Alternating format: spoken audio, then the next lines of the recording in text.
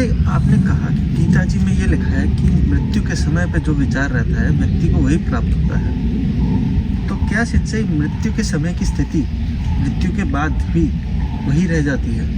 देखो, एक बार मैं बाल कटाने गया तो सैलून पे लिखा था गीता ज्ञान, तू क्या लेकर के आया क्या लेकर के जाएगा। तब गीता मेरे अध्ययन में नहीं थी, भगवत गीता का सूरत भी हमने नहीं देखा। तो ये बात कर रहा हूँ मैं अपने स्कूल और कॉलेज के वक्त। फिर और न मेरा उधर कोई रुझान था उसे समझने का। बहुत लंबे चौड़े 8-10 व्याख्याएं दे, तू क्या लेकर के आया क्या लेकर के जाएगा, सब चीज यही रह जाएगा। फिर आगे एक 3 व्हीलर जो ऑटो होता है, ऑटो रिक्शा, उसके पीछे भी गीता का सार लिखा हुआ था।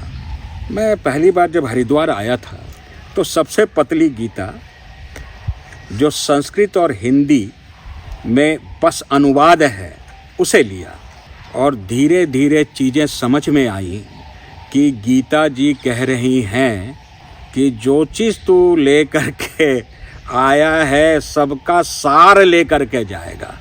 और सैलून का वह पोस्टर और कई राजनेताओं का वह ज्ञान और कई लोगों का वह जो उद्बोधन है पूर्णतया गलत। मेरी चुनौती है भगवत गीता में जहाँ ऐसा लिखा हो ला करके दे दें, दिखा दें, मैं आपकी गुलामी करूँगा। कहीं नहीं लिखा है और वह भारत का ज्ञान बन गया, धिक्कार है। तू क्या लेकर के आया क्या लेकर के जाएगा? तो जो लेकर के आया सब तुम्हारे साथ जाएगा, तुम्हारी चित्त के साथ। इसलिए वृत्तियों का शोधन करो। अर्जुन उठ, इसलिए युद्ध कर। ये युद्ध भी जाएगा, परास्त होकर जाएगा, कहीं मुंह नहीं दिखा पाएगा कई जन्मों तक। गीता तो यह कह रही है। इसलिए अपने जीवन को सबको ठीक करो। अगर क्या लेकर के आया क्या लेकर के जाएगा, सब कुछ यहीं रह जाएगा। अगर ऐसी बात है तो फिर कुछ भी करो, पाप करो, पुण्य करो, मर्डर करो, चोरी करो, जुआ खेलो, हर व्यसन करो, सब तो यहीं रह जाएगा। तू तो मुक्त होकर चला जाएगा भाई। ऐसा है क्या? ऐसा नहीं हो सकता। इसीलिए हमें समझना पड़ेगा कि जिस चीज को देख करके हम बगैर अपने बुद्धि का विश्लेषण किए जो समझने का प्रयास करते हैं, गुलाम बन करके उससे स्वयं को बचा लें, यही सबसे बड़ी भक्ति होगी। गुलामी से बचो, खुद पे केंद्रित हो जाओ, सत्य का अन्वेषण का द्वार खुल जाएगा, सच्चाई पता चलने लग जाएगी। सिंचे, क्या ये सही है कि मृत्यु के समय व्यक्ति अगर कष्ट में मरे तो मरणोपरांत भी वो उसी कष्ट में जीता है? तुम जो लेकर के आए हो सब लेकर के जाओगे, या जो चीज तुमने ले लिया वो सब लेकर के जाओगे, जो चीज तुमने खरीद लिया वो सब लेकर के जाओगे। सबका सार जाएगा। अगर कैंसर ले लिया तो कैंसर तुम्हारे साथ जाएगा, जन्मों तक वो पीछा नहीं छोड़ेगा। भ्रम में हो कि वो छूट जाएगा। और केवल उतना ही नहीं, तुम अपने वंशजों में वही चीज फैला दोगे। समस्त कष्ट, समस्त सुख, हर का सार तुम्हारे साथ चलता है। और इसका प्रमाण क्या है? इसका प्रमाण हमारे गुरुदेव हैं, आकर के देख लो।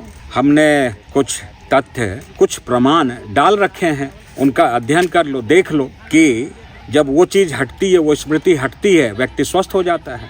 हटाने वाला वो है, उनके पास वो सामर्थ्य है, वो शक्ति है, वो साधना का पारितोषिक है, वह गुरु की सेवा है, पूर्ण गुरु की उपस्थिति है, शिव और शक्ति की उपस्थिति है, पूर्ण गुरु के साथ माँ की उपस्थिति है, प्रकृति की उपस्थिति है, अन्य रचनात्मक ऊर्जाओं की उपस्थिति है। सब मिलकर इस चीज को प्रमाणित कर रहे हैं। वह कष्ट ना तुम केवल ले करके जाओगे, क्योंकि जाने का कार्य तो अभी पूरा हुआ नहीं है ना। आप वापस आएंगे अपने ही परिवार में बसने को। और यह सबसे बड़ी आधुनिक युग में समस्या हो गई जब से विज्ञान का विकास हुआ है। विज्ञान के विकास ने मानव के गति को ठप कर दिया। गति अर्थात मृत्यु के बाद वो इस संसार को छोड़ अगली यात्रा पे निकल जाना। क्यों? पहले संसार में जब विज्ञान का विकास नहीं था तो असुविधाओं का ढेर था, इसलिए कहा जाता संसार दुखों का घर है। आज शास्त्र के वह भाग कार्य नहीं आएंगे। आज शास्त्र पुनर्परिभाषित होंगे कि संसार तो सुखों का घर है। आप रेगिस्तान में बैठे हैं, 55 डिग्री टेम्परेचर है और आपने बटन दबाया और हिमालय पहुंच गए। आपने वातानुकूलित से उसको 18 डिग्री पे ले आए। दुख का घर कहाँ? ये तो सुख का घर हुआ। पहले आपको सैकड़ों मील चलना पड़ता था, आज आपने गाड़ी स्टार्ट की और चल दिए। पहले एक राजा होता था जो घोड़े की सवारी करता था, आज तो भिखारी भी राजा है। मर्सिडीज नहीं, नानो तो है उसके पास। पैसे नहीं है तो ईएमआई में बैंक लोन उपलब्ध है। आज सुखों का घर है और सुखों के घर की वजह से कोई निकलना ही नहीं चाहता और फिर वापस आता है अपने ही परिवार में, अपने ही ऊर्जा पथ में। वह उनका अधिकार है, क्योंकि तुम्हारा शरीर तुम्हारे पूर्वज की वजह से आए हैं, इसलिए वो इसमें प्रवेश पा लेते हैं और उनके जो कष्ट थे वो सब आप में आ जाएंगे और आप परेशान रहेंगे। डॉक्टर के पास जाएंगे, डॉक्टर फिजिकली इलाज तो कर सकता है, उसे कैसे करेगा जो उसमें घुसा हुआ है, क्योंकि उधर तो उधर शोध ही नहीं है, ध्यान ही नहीं है। प्रमाण के बावजूद अहंकारी कम्युनिटी, अहंकारी समाज और अहंकारी वर्ग उस ओर देखना भी नहीं चाहता, क्योंकि उसका बना बनाया साम्राज्य ढह जाएगा। बस इसीलिए तो कष्ट लेकर के जाता नहीं है, कष्ट लेकर वापस आ जाता है आज के समय में और अपने वंशजों के जीवन को नरक बना देता है। आप कारण कहीं और ढूंढते हैं, उपाय कहीं कुछ और लगाते हैं और जीवन भर परेशान रहते हैं और यह परंपरा आपके परिवार की बन जाती है। समझें, संभलें, नेत्र खोलें, गुलामी से बचें, अपने अहंकार पे थोड़ा सा तो विजय पाइए, तभी तो तथ्य खुलेंगे आपके सामने। देखें, एक चीज स्पष्ट है, जो नहीं समझना चाहता उसे कोई नहीं समझा सकता और जो समझना चाहता है उसे कोई रोक नहीं सकता। कर्ण समझना चाहता था, युधिष्ठिर समझना चाहता था, अर्जुन सबसे ज्यादा समझना चाहता था, इसलिए भगवान श्री कृष्ण ने उसका रथ चलाया, ड्राइवर रहे उनके, सारथी। और दुर्योधन अंत तक नहीं माना। अगर आप नहीं समझना चाहते तो परमात्मा भी आपको नहीं समझा सकते। भोंगे क्यों तनी? स्पष्ट नहीं हुआ? थोड़ा स्पष्ट कर देता हूं, सुनो। अगर कोई व्यक्ति नहीं समझना चाहता तो उसे परमात्मा भी नहीं समझा सकते।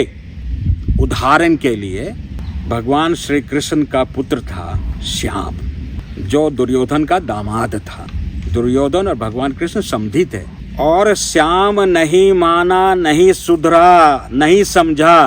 अंत में पिता को, भगवान श्री कृष्ण को अपने पुत्र की हत्या करनी पड़ी, वध करना पड़ा, अपने वंश का वध करना पड़ा, क्योंकि वो नहीं समझ रहे थे। अपनी नगरी को डुबोना पड़ा।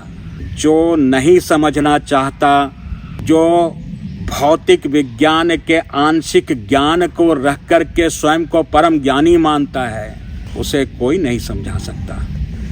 और जो समझना चाहता है, जानना चाहता है, उसे कोई बेड़ी, कोई धर्म का बंधन, संप्रदाय का बंधन रोक नहीं सकता।